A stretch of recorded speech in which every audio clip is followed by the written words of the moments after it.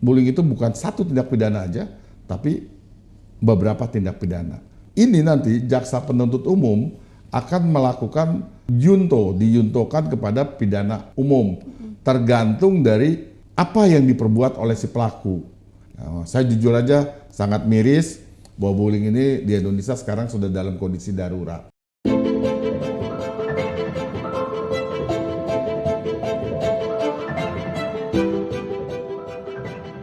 Assalamualaikum warahmatullahi wabarakatuh. Dengan saya Zahra Nur Fadila dalam program Serambi Adi Warman. Serambi Adi Warman merupakan program edukasi hukum yang mana akan membahas tentang permasalahan keadilan yang hangat terjadi di kalangan masyarakat. Program ofisial Adi Warman ini juga melakukan penelusuran hukum serta mengemasnya dalam bentuk karya jurnalistik, bertujuan untuk memberikan pemahaman hukum sesuai dengan undang-undang yang berlaku di Indonesia. Dalam tema kali ini, Serambi Adi Warman akan membahas tentang bui bagi pelajar pembuli. Baiklah, sebelum acara kita mulai, mari kita simak tayangan berikut ini.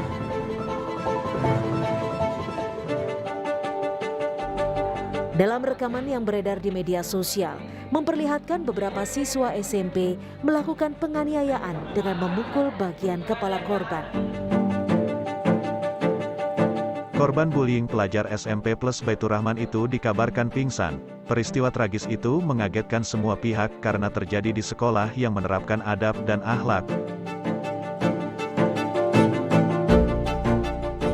Melalui media sosial Twitternya, Mahfud mempertanyakan kebenaran dugaan perundungan yang beredar tersebut. Mahfud menambahkan, jika benar adanya tindak penganiayaan, Mahfud meminta terduga pelaku harus ditindak.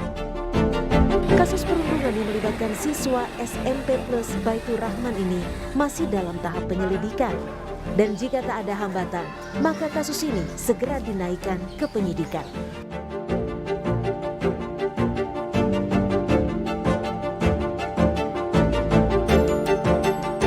Seorang pelajar sekolah menengah pertama di Blitar, Jawa Timur, sudah selama 1 minggu memilih untuk berdiam diri di rumah. Ia mengaku trauma dan tak mau pergi ke sekolah karena mengalami perundungan oleh teman-teman sekolahnya.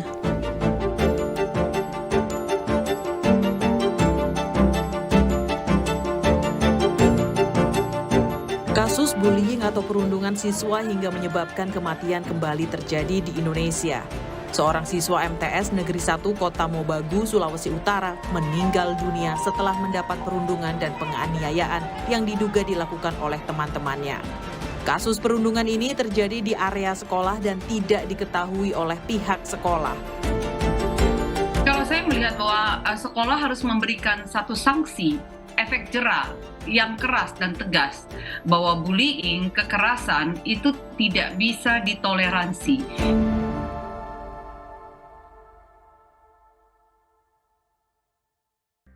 Jangan lupa share, like, dan juga subscribe Serambi Adi Warman.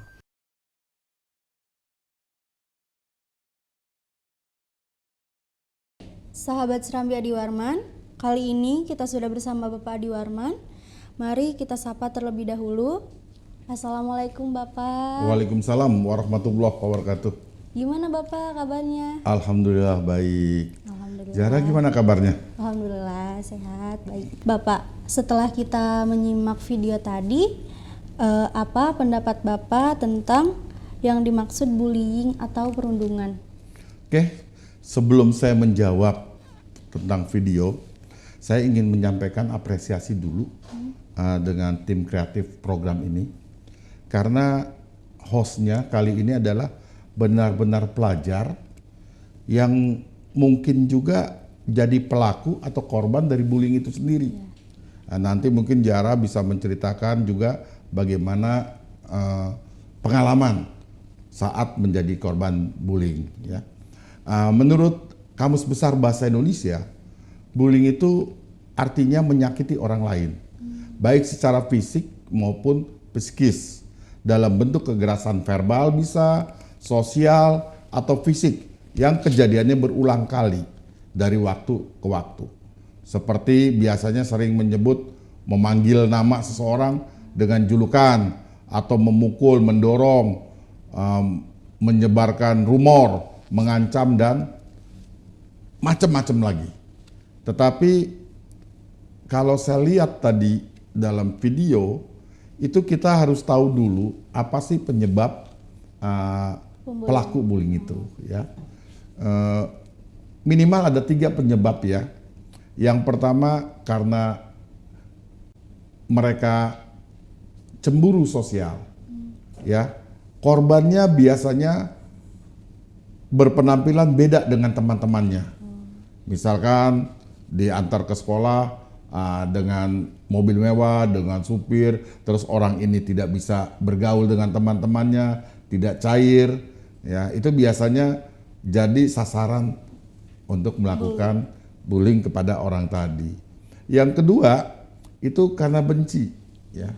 Ya benci itu juga bisa menyebabkan dilakukan bullying kepada orang tersebut. Yang ketiga ini pemerasan.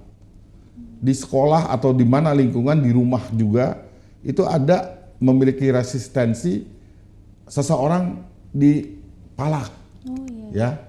Nah, pelaku bullying ini biasanya orang yang memiliki kekuatan lebih besar daripada korbannya.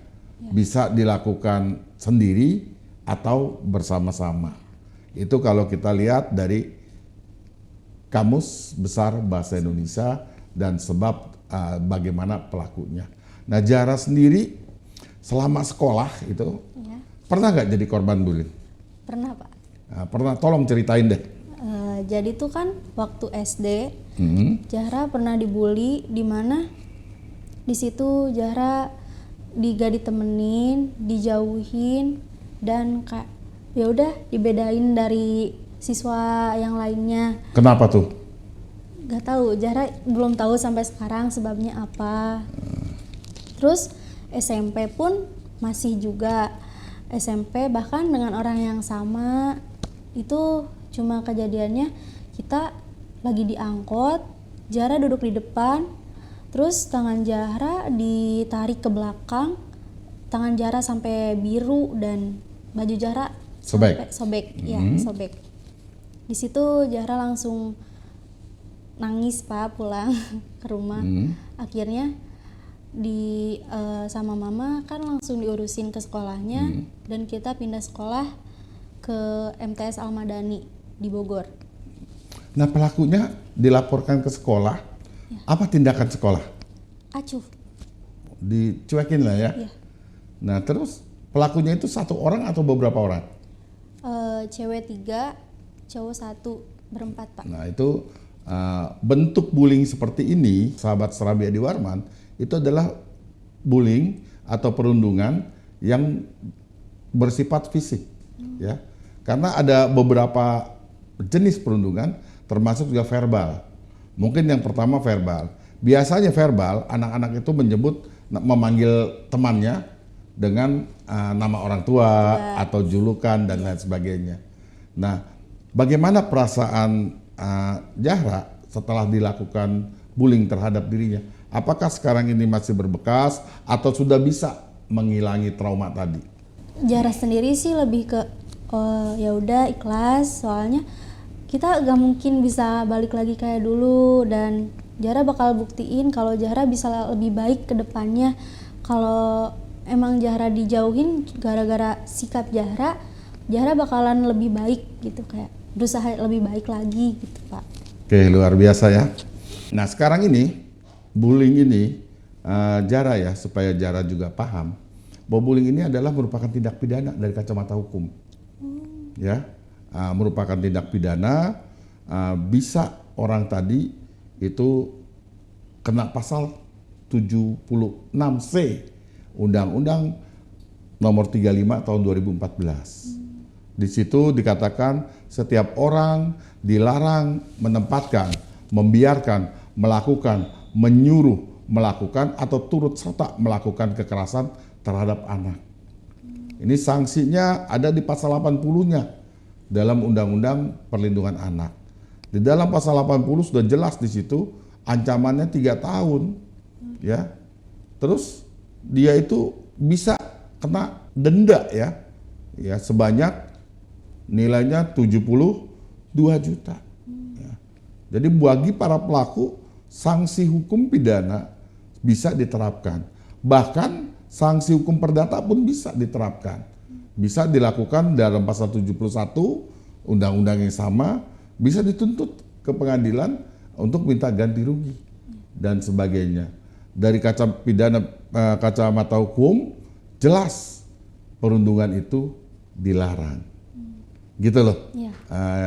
Ananda Jara. Oh iya Pak, saya kan sebagai pelajar SMK, tidak jarang kami bercanda dengan teman-teman kami mau di sekolah maupun di luar sekolah. Pertanyaan Pak, apakah perbedaan antara bullying dengan bercandaan? Oke, sebelum saya jawab antara bullying dengan bercandaan itu apa bedanya? Menurut Ananda Jara yang kebetulan pernah jadi korban dari bullying itu sendiri, apa sih perbedaannya? Perbedaannya mungkin kalau bercandaan tidak bisa ya Pak, tidak menyakiti hati orang lain dan tidak merugikan sisi manapun. Terus kalau bullying lebih ke nyakitin ya Pak ya, menyudutkan orang lain dengan sengaja ataupun tidak sengaja. Nah betul sekali ya, Ananda menjawabnya memang seperti itu. Kalau bercanda itu happy, Iya. yang melakukan happy, yang tanda petik korban juga happy. Karena tujuan dari bercanda adalah untuk ketawa, untuk happy. Beda dengan bullying. Kalau bullying udah sangat jelas menyakiti, ya, dalam bentuk kekerasan fisik atau verbal. Nah sekarang juga ada bullying itu di media sosial. Nah itu nanti kena undang-undang ITE. Nah terhadap bullying, ya pelaku bullying, ini sesungguhnya secara hukum pidana disebut juga dengan tindakan konkursus realis. Konkursus realis adalah satu perbuatan, ya, setiap orang ya dia melakukan sebuah perbuatan yang mana perbuatan itu beberapa perbuatan yang berdiri sendiri. Nah itu konkursus realis sebagaimana diatur di dalam pasal 65 Kitab Undang-Undang Hukum Pidana. Bagi pelakunya akan dikenakan satu pasal hukuman tapi ditambah sepertiga berdasarkan pasal ayat 2-nya. Jadi bullying itu bukan satu tindak pidana aja, tapi beberapa tindak pidana. Misalkan dia sebelum melakukan penganiayaan fisik, pasti pelakunya itu melakukan penganiayaan verbal atau perundungan verbal.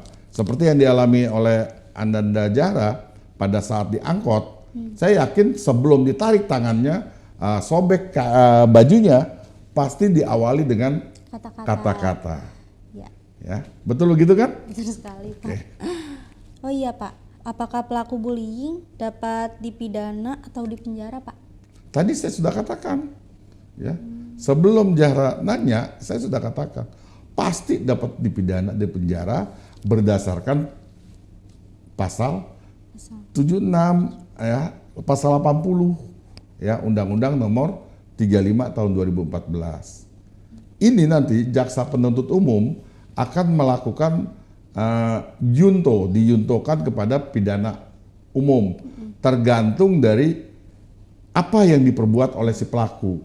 Misalkan yang diperbuat itu kekerasan fisik yang mengakibatkan orang lain luka, itu nanti akan kena pasal 351. Ya, apabila menyebabkan orang lain meninggal akan kena 338.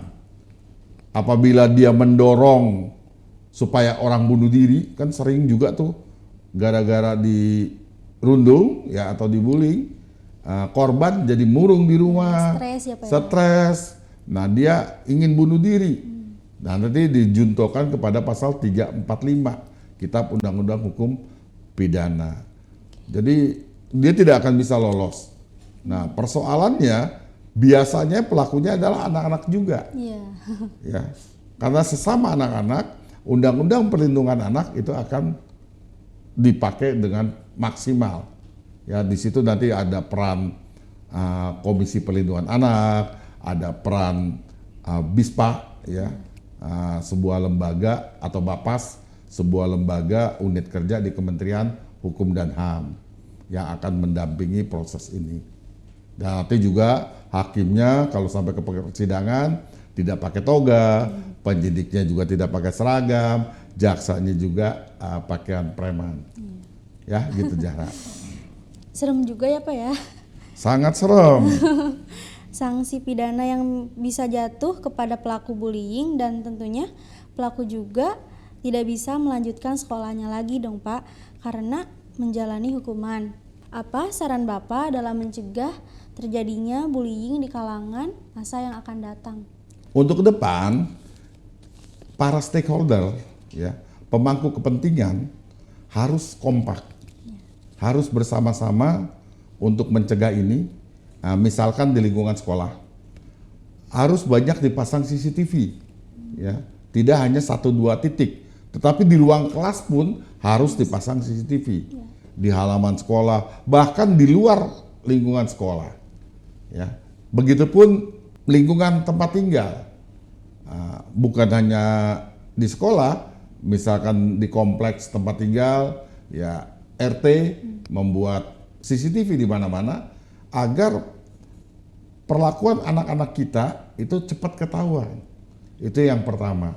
Yang kedua, karena tadi saya katakan penyebabnya adalah terkait dengan rasa iri, rasa benci atau kecemburuan sosial, maka harus diadakan edukasi ya dari pemuka-pemuka agama, pemuka-pemuka masyarakat dan dari guru itu sendiri ya supaya anak-anak tidak baperan. Ya, ini kan persoalan baperan ya atau juga tidak membenci ya. Nah, ini peran tokoh agama sangat diperlukan. Jadi dengan kondisi seperti ini bersama-samalah kita cegah agar tidak terulang lagi karena tadi hukumannya cukup seram dan juga kasihan anak-anak kita ke depan. Bukan itu saja, ada lembaga di Kementerian Hukum dan HAM itu BISPA atau sekarang Bapas namanya, itu harus berperan aktif. Jangan hanya duduk di kantor, tapi dengan anggaran yang sekian banyak bisa ikut berperan aktif, bekerja sama dengan sekolah-sekolah, bekerja sama dengan pengurus organisasi RT, RW atau ibu PKK untuk melakukan sosialisasi pencegahan terhadap praktek bullying agar ke depan bangsa ini terlepas dari bullying. Saya jujur aja sangat miris bahwa bullying ini di Indonesia sekarang sudah dalam kondisi darurat. Ya, maka oleh sebab itu, yuk sama-sama saya ajak para pemangku kepentingan, seluruh stakeholder untuk sama-sama kita cegah bullying berdasarkan peran serta kita masing-masing.